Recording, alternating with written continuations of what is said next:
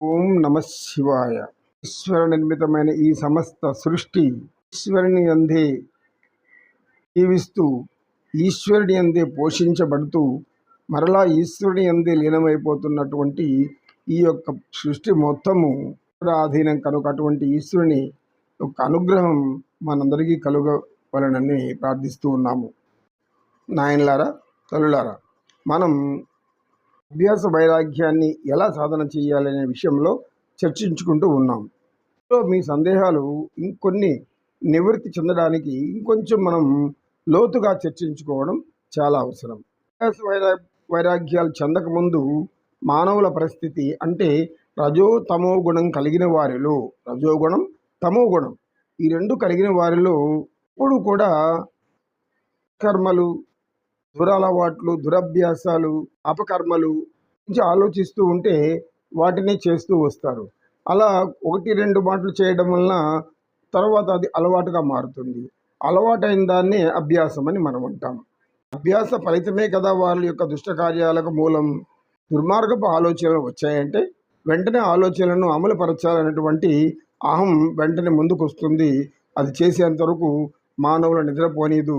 ఆ తర్వాత అటువంటి దుర్మార్గమైన దుష్ట కార్యాలు, పాప కార్యాలు చేయడానికి పరిగెడుతూ వేగంగా అప్పటికప్పుడే చేయాలనేటువంటి వేగాన్ని ప్రదర్శిస్తుంది. అంటే మనసు అంత బలమైనది. కుమారు ధర్మరాజు తమను రక్షించుకోవడానికి నదిలో నీటి కోసం వెళ్ళిన 4 విగత జీవులే ఉన్నారు. నహుషుడు అనేటటువంటి ఒక యక్షుడు ఎవో చెప్పని వారిని అలా చేశాడు. ధర్మరాజు వెళ్ళాక అనేక ప్రశ్నలు వేస్తారు. దానిని యక్ష ప్రశ్నలు అంటాం మనం. ఇందులో ఒక ప్రశ్న, ఈ వేగవంతమైనటువంటి శక్తి ఏది అని అడిగాడు.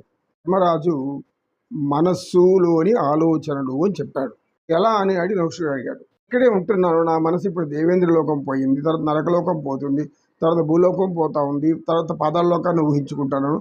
అంటే నా ఆలోచనలన్నీ లోకాల చుట్టూ వెళ్ళిపోతున్నాయి, విశ్వం చుట్టూ వెళ్ళిపోతున్నాయి. అంటే నేను ఇక్కడే ఉన్నాను, అవి ఎంత వేగంగా వెళ్ళిపోతున్నాయి. కనుక మానవుడి ఆలోచనలు కంటే మించిన వేగం ఈ సృష్టిలో ఇంకొకటి లేదు. మనస్సు అతి వేగంగా పనిచేసేటువంటి ఒక యంత్రము అని చెప్పగానే నహుషుడు సంతోషించాడట. దీన్ని బట్టి మనం ఏం తెలుసుకోవాలి? మనసు యొక్క వేగం ఒక క్షణంలో దేవలోకంలో ఉంటుంది, మరో క్షణంలో బ్రహ్మలోకంలో ఉండొచ్చు, మరొక క్షణంలో కైలాసంలో ఉండవచ్చు. ఈ మనోవేగం అంటాం. అటువంటి మనస్సుని మనం జయించాలి అంటే అయితే ఈ పాప వృత్తులు చేస్తున్నారో, పాప వృత్తుల ద్వారా దాన్ని అభ్యాసంగా మార్చుకున్నారో, ఆ అభ్యాసం ఎలా ఏర్పడుతుందంటే సంస్కార రూపంలో ఏర్పడిపోతుంది. ఒక్కసారి అభ్యాసం సంస్కార రూపంలోకి మార్పు చెందింది అంటే సంస్కారాన్ని విడిచిపెట్టడం చాలా కష్టతరమైన పని. అది కొన్ని సంవత్సరాలు పట్టచ్చు, లేదా కొన్ని జన్మలు కూడా పట్టచ్చు అని మన స్వాత్మారామ యోగేంద్రులు తెలియజేస్తారు. అందుకని స్వామి వివేకానంద ఏం చెప్తారంటే వ్యాఖ్యానాలన్నీ కూడా సులభ శైలిలో మానవులకు బాగా అర్థమయ్యే విధంగానే ఉంటాయి. ఎవరైతే దురభ్యాసాలు, దురలవాట్లను సంస్కారంగా మార్చుకున్నారో అటువంటి వారు మార్గులతో స్నేహం చెయ్యాలి, సన్మార్గుల మార్గంలో ప్రయాణించాలి. అటువంటి వారితో ఒక క్షణం గడిపిన మన జీవితం మారుతుంది అని చెప్తారు. అదే ఇదివరకు మనం ఒక సూత్రం చూసాం. స్వామి వివేకానంద చెప్పింది, క్షణమపి సజ్జన సంగతి రేఖా భవతి భవర్నవతరణే నౌక అంటాడు. ఒక క్షణమైనా మీరు సత్పురుషులతో గడిపితే, వారితో ఒక్క క్షణం మాట్లాడితే మిమ్మల్ని మీరు వెంటనే ఈ పాపకర్మల నుంచి బయటపడేసేసి మిమ్మల్ని సత్పురుషులుగా మార్చే శక్తి ఉంది అని ఆయన చెప్పడం. ఒక వితర్క భావనే ప్రతిపక్ష భావన. ఇక్కడ మనం ఏం చేయాలి? భావాలు కలుగుతున్న వెంటనే మనసులో మంచి భావాలను ఊహించుకోవాలి. మంచి చెయ్యాలి, మంచి పనులే చెయ్యాలి, మంచి ఆలోచనలు చెయ్యాలి, మంచి కర్మలే చేయాలి, అందరికీ మనం మంచిగా ఉండాలి, మంచి పేరు తెచ్చుకోవాలి. ఇలాంటి ఆలోచనలు బలంగా నిర్మించుకునే కొద్దీ అది ఏమవుతుంది? కొంతకాలానికి అభ్యాసం అవుతుంది. అభ్యాసం ఏమవుతుంది? అలవాటుగా మారుతుంది. ఆ అలవాటు ఎలా మారుతుంది? సంస్కార రూపంలోకి వెళ్ళిపోతుంది. స్వామి వివేకానంద ఏమంటారంటే, ఎంత పాపాత్ములైనా, ఎంత దురాత్ములైనా, ఎంత దుర్మార్గులైనా వారిక మారరు అని మాత్రం యోగ శాస్త్రాన్ని తెలిసిన వారు అనకూడదు. వారు ఇంకా మారరు, వీరి ఇంతే, వీరి కర్మ ఇదే అని వదిలేయకూడదు. పూర్వజన్మ సంస్కారాల వలన, పూర్వజన్మ కర్మల వలన వాళ్ళు ఇప్పుడు ఇలా మారి ఉండవచ్చు, కానీ వీరు ఇంకా మారరు, ఈ దుష్టులు ఇంతే అని మాత్రం అనుకోకూడదు. జనులైన వాళ్ళు కలిగి ఉంటారు. సహనం కలిగి ఉంటే కూడా కలిగి ఉంటుంది. అంటే ఎవరైతే సహనంతో ఉంటారో వాళ్ళకే జ్ఞానం బాగా అబ్బుతుంది. ఎవరిని ఎలా మార్పు చేయాలో వారి ఆలోచనలో అద్భుతంగా పనిచేస్తూ ఉంటుంది. మార్పులను మార్చడం అంత కష్టమైన పని అయినా మంచితనంతో, వారి యొక్క తెలివితేటలతో, లౌక్యంతో ప్రవర్తనలో మార్పు తేవచ్చు.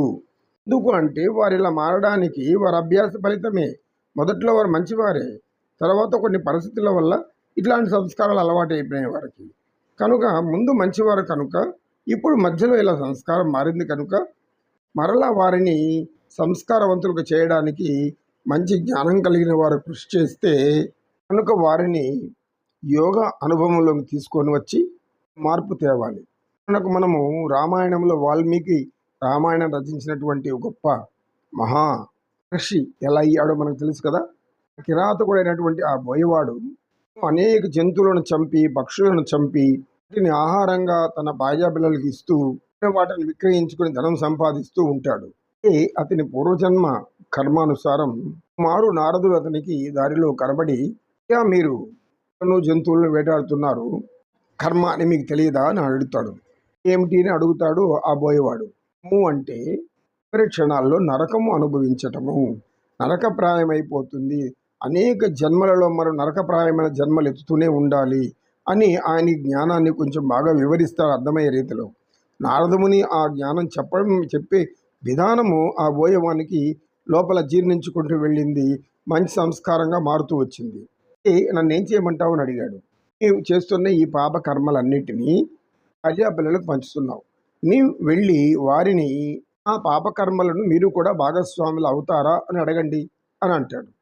ఆ బోయవాడు విల్లంలో అక్కడ పడేసి నేరుగా ఇంటికి వెళ్ళి భార్యతో ఇలా అడుగుతాడు. ఏమవు, నేను ఆహారము అన్ని సమకూర్చి పెడుతున్నాను, ఇది పాపకర్మలు పాపకార్యాలని చెబుతున్నారు, సంభవించేటటువంటి పాపకర్మలు పాపకార్యాల్లో మీరు భాగస్వాములు అవుతారా, వాటిని మీరు కూడా స్వీకరిస్తారా అని అడిగాడు. భార్య ఏం సమాధానం చెప్తుందంటే, ఆహారం సంపాదించి పెట్టి మమ్మల్ని పోషించే బాధ్యత మీది, ఎలా చేస్తున్నారనే విషయం మాకు తెలియదు, మీరు పాపకర్మలు చేస్తున్నారా పుణ్యకర్మలు చేసి తెస్తున్నారా అనేది మాకు తెలియదు, కానీ అది పాపకర్మలు అయితే ఆ పాపఫలం మాకు ఎటువంటి పరిస్థితులు అంటదు, మాకు అవసరం లేదు ఆ పాపఫలాన్ని, మేము మీరు తెచ్చిన దాన్ని, మీ ధర్మాన్ని మీరు నిర్వర్తిస్తే మీరు తెచ్చిన దాన్ని మా పిల్లలకు నేను వండి పెడుతున్నాను అంతే అని చెబుతుంది. అది విని ఆలోచనలో పడతాడు బోయవాడు. ఏమిటి ఇలా జరిగింది, నేను ఆహారం అన్నీ సమకూరుస్తున్నాను వీళ్ళకి, నా పనులు వీళ్ళకి కూడా భాగం కదా, ఎందుకు వీళ్ళు ఒప్పుకోవడం లేదు అని ఆలోచిస్తాడు. నేను పరిగెత్తుకుంటూ వచ్చి నారద మహర్షి దగ్గరికి వచ్చి, అయ్యా మహానుభావ, మీరెవరో చాలా ఉన్నతమైన జ్ఞానులుగా ఉన్నారు, అదే ఈ విధంగా సమాధానం చెప్పింది, నేనేం చేయాలి ఇప్పుడు అంటాడు. నారద మహర్షి అతనిని చోట పక్కన రాగి చెట్టు, మరో చోట మర్రి వృక్షము ఉంటాయి, రామనామ మంత్రాన్ని అతనికి చెప్తాడు. అయితే అతనికి అర్థం కాదు, అది ఎలా చెప్పాలో కూడా తెలియదు. నారద మహర్షి ఏం చేస్తాడంటే, బోయ మహారాజా, ఇటువైపునది ఏం చెట్టు, రాగి చెట్టు, అటువైపునది ఏం చెట్టు, మర్రి చెట్టు, వీటిలో మొదటి 2 అక్షరాలు తీసుకో అంటాడు. మొదటిది రాగి చెట్టులో రా, మర్రి చెట్టులో మా, కలిపి చెప్పు అంటాడు. రామా, ఆ మాటని చెప్పుకుంటా కూర్చో, నువ్వు ఎంతవరకు చెబుతూ ఉంటావో అంతవరకు చెప్పుకుంటూనే ఉండు, నీకు ఆకలి దప్పులు ఉండవు, చివరకు నీకు జ్ఞానోదయం అయ్యి నీ పాపాలు ఏమిటో నీ పుణ్యాలు ఏమిటో అర్థమవుతుంది, నీ జన్మరహస్యం అర్థమవుతుంది చెప్పి అక్కడి నుంచి మాయమై వెళ్ళిపోతుంది నారద మహర్షి. అతని మాట మీద గురి కుదిరినటువంటి ఆ బోయవాడు రామ రామ అనే అక్షరాన్ని నిరంతరం జపిస్తూ గడ్డాలు మీసాలు పెరిగిపోయి పుట్టలు పెరిగిపోయి అతనిలో బాగా చాలా కాలంగా ఆ విధంగా ఓర్చుకొని ఉండిపోవడం వలన అతని జ్ఞానసిద్ధి కలుగుతుంది. అప్పుడు శ్రీమన్నారాయణుడు దర్శనమిచ్చి రామాయణాన్ని రచించమని చెబుతాడు. ఆ బోయవాడు కాస్త వాల్మీకి మహర్షిగా మారాడు. మార్పు ఎలా సంభవించింది అని శిష్యుడిని చూసి అడిగాడు సత్యనిష్ఠ. అభ్యాస ఫలితం అంటే అర్థమైంది కదా.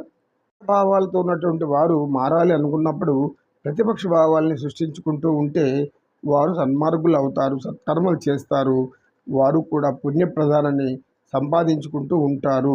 ఇంకా మానవులలో కలియుగంలో మార్పు రాదు అని మనం చెప్పకూడదు. కర్మ మూర్ఖులు మాత్రమే మారరు, కానీ అటు ఇటు ఉన్న వారందరూ కూడా మారే అవకాశం ఉంది కనుక వారిని మార్చేవారు ముందుకు వెళ్ళాలి. కనుక యుగ పురుషులు శీలత కలిగిన స్త్రీలు ఆదర్శంగా ఉంటారు. స్త్రీలకు ఆదర్శంగా ఉండాలి.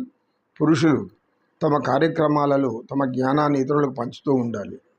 ధర్మంలో అనేక మంది పురుషులు స్త్రీలు కూడా జ్ఞానబోధ చేసినట్లు మనకు అనేక సంఘటనలు తెలుస్తూ ఉన్నాయి. ఉదాహరణకు మనకు శ్రీ మహర్షి, అతని భార్య అనసూయ, ఇద్దరు కూడా జ్ఞానంలో సమానులే. ఆమె పాతివృత్య జ్ఞానము, ఇతనిది దేవతగా భావించే ఆత్మని చూడగలిగినటువంటి జ్ఞానము. సతీ అనసూయాదేవి మనకు తెలుసు, త్రిమూర్తులను సైతము చిన్నపిల్లల వారుగా మార్చేసింది ఆమె యొక్క శక్తితో. జ్ఞానానికి ఎవరు అర్హులు కారు. ప్రస్తుత పరిస్థితుల్లో మనం గమనించినట్లయితే మంది ఆశ్రమాలు నిర్మించుకోవడం, ఆశ్రమంలో కూర్చొని లాంటి కార్యక్రమాలు చేయటం, ఈ అవకాశం ఉన్న వారు మాత్రమే వెళ్ళగలుగుతున్నారు, కానీ పోలేరు కదా. అందుకని మీరు మానవుల దగ్గరికి వెళ్ళి ఎవరు అజ్ఞానంలో ఉన్నారో, ఎవరు దుష్కర్మలు చేస్తున్నారో వారికి సూక్ష్మ రూపంలో సులభంగా అర్థమయ్యే స్థితిలో మనం ఉదాహరణలతో చెప్పగలిగితే వారిలో కూడా మార్పు వస్తుంది. సత్యనిష్ఠులు తెలియజేసి, ఓం సర్వమంగళ మాంగళ్యే శివే సర్వార్థ సాధకే శరణ్యే త్రయంబకే గౌరీ నారాయణీ నమోస్తుతే. సర్వే జనా సుఖినో భవంతు. సమస్త సన్మంగళాని సంతు. ఓం శాంతి శాంతి శాంతి.